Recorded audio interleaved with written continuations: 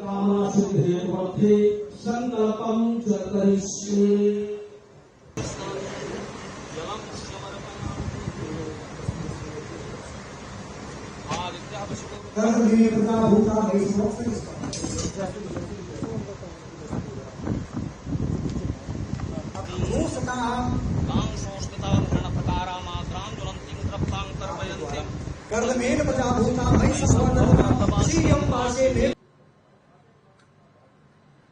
कृपया करतल ध्वनि से स्वागत करें।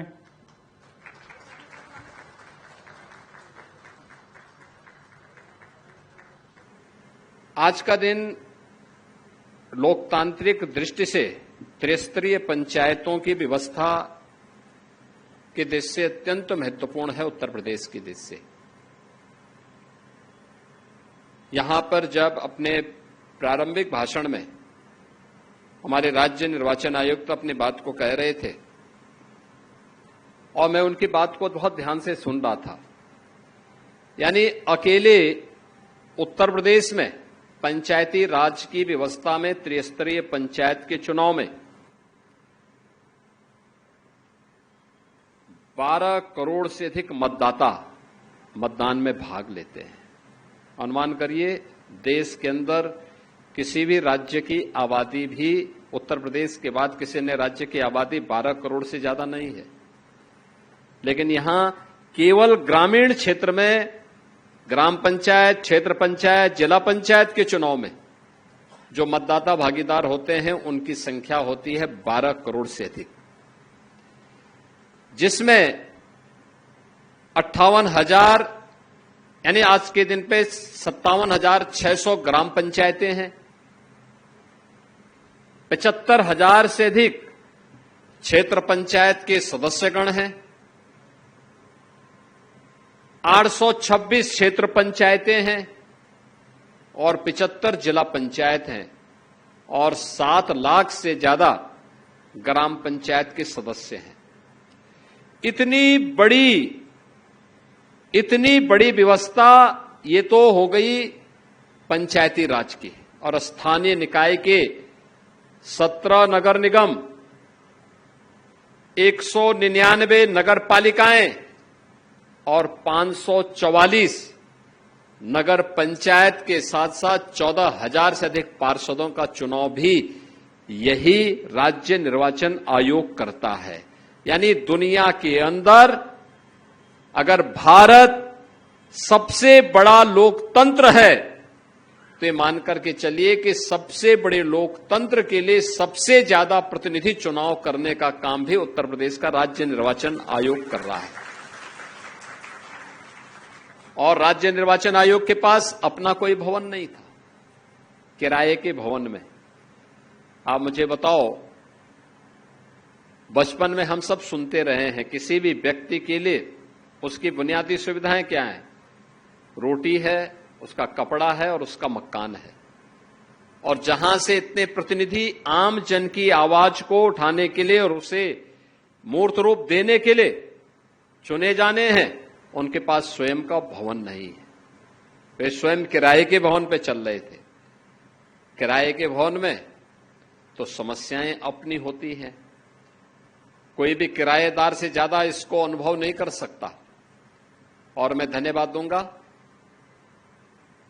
राज्य निर्वाचन आयुक्त श्री राज प्रताप सिंह जी को, पंचायती राज विभाग को, श्री ओम प्रकाश राजभर जी को, नगर विकास विभाग को कि आज राज्य निर्वाचन आयोग के पास एक नए भवन के लिए हम भूमि पूजन और शिलान्यास के कार्यक्रम के साथ यहां पे जुड़ रहे हैं। अब आने वाले समय में मेरा यह मानना है कि राजकीय निर्माण निगम अगर इस कार्य को कर रहा है तो अगले 1.5 साल के अंदर, उससे भी कम समय में, यह 6 मंजिला भवन राज्य निर्वाचन आयोग का अपना बनकर के तैयार होगा और देश का यह 4था या 5वां राज्य होगा जिसके पास राज्य निर्वाचन आयोग का अपना स्वयं का भवन होगा। और यह होना भी चाहिए। याद रखना, देश के अंदर कुछ भी हो, दुनिया के अंदर आज भी शासन की सबसे अच्छी पद्धति है वह है लोकतंत्र की। एक सामान्य से सामान्य व्यक्ति पर, अंतिम पायदान पर बैठे हुए व्यक्ति को शासन तक अपनी बात पहुंचाने का अवसर प्राप्त होता है। कोई जनप्रतिनिधि किसी समस्या के लिए उसको नजरअंदाज नहीं कर सकता, क्योंकि उसकी जवाबदेही होती है, और जवाबदेही सुनिश्चित करने के लिए भारत के संविधान निर्माताओं ने चुनावों के माध्यम से व्यवस्था सुनिश्चित की है कि अगर चुनाव जीतने के बाद कोई जनप्रतिनिधि जनता जनार्दन को नजरअंदाज करता है, तो फिर 5 साल के बाद जब जनता के पास जाता है तो जनता भी उससे मुंह फेर लेती है। इसीलिए लोकतांत्रिक व्यवस्था में जनता को केवल मतदाता नहीं कहा गया है। जनता केवल जनता नहीं है, वह लोकतांत्रिक व्यवस्था की जनार्दन भी है। उसको उस रूप में, उसको उसका सम्मान दे करके, यानी हम उसको सम्मान दे सकें, उसकी आवाज को महत्व दे सकें, उसकी आवश्यकताओं की पूर्ति कर सकें, यह एक जनप्रतिनिधि का दायित्व होता है, और जनप्रतिनिधि उसके लिए अपने स्तर पर प्रयास करता है। आज उत्तर प्रदेश हर एक क्षेत्र में आगे बढ़ रहा है।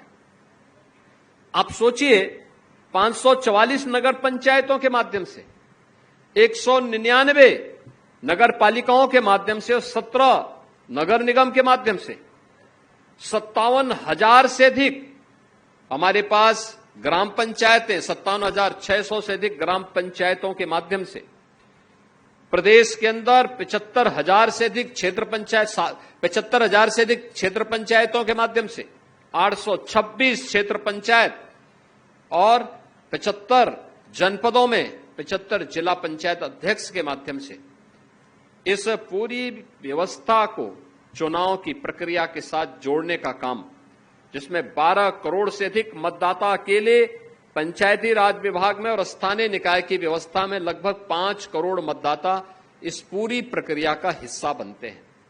तब 8 लाख से अधिक प्रतिनिधि चुनकर के जाते हैं पंचायती राज व्यवस्था, त्रिस्तरीय पंचायती व्यवस्था में भी और क्षेत्र आपके स्थानीय निकाय के व्यवस्था में भी। ये लोकतंत्र की नींव को सुदृढ़ करता है, और स्थानीय निकाय और पंचायती राज व्यवस्था अगर मजबूत है तो विधानसभा और लोकसभा में भी मजबूत जनप्रतिनिधि चुनकर के जाते हैं, जो वहां की आवाज बन जाते हैं, वहां की पहचान को आगे बढ़ाते हैं। लोकतांत्रिक व्यवस्था अगर मजबूत है तो हर संस्था अपने आप ही संवेदनशील बनती है, विकास के प्रति आग्रही बनती है। आज के इस अवसर पर यह कार्य अत्यंत महत्वपूर्ण कार्य है, एक दूरदर्शितापूर्ण कार्य है, भविष्य को देखने का कार्य है, क्योंकि हमारा भविष्य प्रधानमंत्री जी ने सुनिश्चित किया है कि 2047 तक आते आते भारत विकसित भारत होगा। तो विकसित भारत के लिए विकसित उत्तर प्रदेश, तो विकसित उत्तर प्रदेश में लोकतांत्रिक प्रक्रिया भी उतनी ही विकसित होनी चाहिए, उतना ही सशक्त होना चाहिए, यह आवश्यक है। और आज उसकी नींव यहां पर राज्य निर्वाचन आयोग ने किया है। मैं राज्य निर्वाचन आयुक्त श्री राज प्रताप सिंह जी को और उनकी पूरी टीम को इसके लिए हृदय से धन्यवाद देता हूं और विश्वास करता हूं कि एक समय सीमा के अंदर कार्यदायी संस्था इस भवन का निर्माण करते हुए उत्तर प्रदेश के स्थानीय निकाय और पंचायती राज व्यवस्था की इस कार्य प्रणाली को और अच्छा करने के लिए, उन्हें सुगम बनाने के लिए, और ये तो अवध विहार योजना के अंतर्गत यहां पर लोगों को आने में कोई कठिनाई नहीं होगी, आसानी से लोग यहां पर आ सकते हैं और आकर के इस कार्यक्रम को, अपनी बात को वहां पर आयोग के सम्मुख रख सकते हैं। आयोग इसके माध्यम से टेक्नोलॉजी का भी बेहतर उपयोग कर पाएगा। इस विश्वास के साथ आज के इस अवसर पर मैं राज्य निर्वाचन आयोग को हृदय से बधाई देते हुए अपनी शुभकामनाएं देता हूं।